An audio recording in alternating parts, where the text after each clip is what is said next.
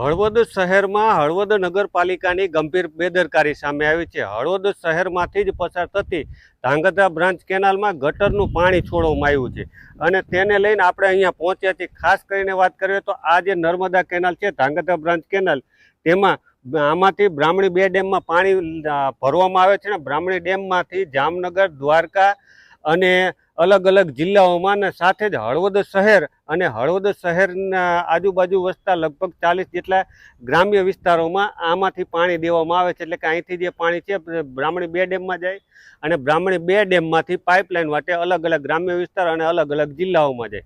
હાલ નગરપાલિકા તંત્ર દ્વારા ગટરનું પાણી આ નર્મદા કેનાલમાં છોડવામાં આવ્યું છે અને તેને લઈ લોકોમાં ડર છે, ભય છે, કારણ કે રોગમાં સપડાવાનો ભય છે। કારણ કે દૂષિત અને ગંદુ પાણી જો પાણીમાં ભળી જાય, પીવાના પાણીમાં ભળી જાય તો રોગચાળાનો ખતરો ઊભો થયો છે। હાલ જે પ્રાથમિક માહિતી મળી રહી છે તે મુજબ છેલ્લા 2 દિવસથી અહીંયા પાણી ચાલુ હતું અને 2 દિવસથી અહીંયા પાણી ભરાય છે।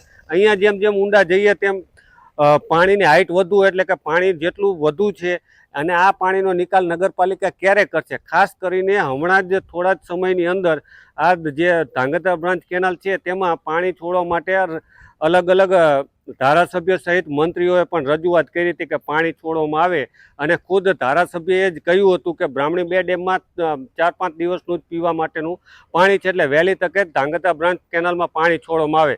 પરંતુ જો આ પાણી છોડવામાં આવે અને પાણીમાં સાથે આ ગટરના પાણી ભળી જાય તો સીધું જ બ્રાહ્મણી 2 ડેમમાં જાય અને બ્રાહ્મણી 2 ડેમમાંથી અલગ અલગ વિસ્તારોમાં પીવા માટે પણ જાય અને તેને લઈ રોગનો ખતરો વધી ગયો છે। ત્યારે નગરપાલિકાના ચીફ ઓફિસર કહી રહ્યા છે કે પ્રિમોન્સૂન કામગીરી કરી રહ્યા હતા અને તે દરમિયાન આવું થયું છે। પરંતુ જે પ્રકારે અહીંયા ગટરના પાણી નર્મદા કેનાલમાં છોડવામાં આવ્યો છે, એક બાજુ રાજ્ય સરકાર દ્વારા હળવદમાંથી પસાર થતી મોરબી, માળી અને ધાંગધ્રા 3 કેનાલમાં કરોડો રૂપિયા આપીને સાફ સફાઈ માટે કામગીરી કરાવી રહ્યું છે, બીજી તરફ નગરપાલિકા તંત્ર આ સાફ કરેલી કામગીરી અથવા સાફ કરવાની જે કામગીરી છે તેમાં પાણી ફેરવી રહ્યું હોવાનું હાલ તો સામે આવી રહ્યું છે।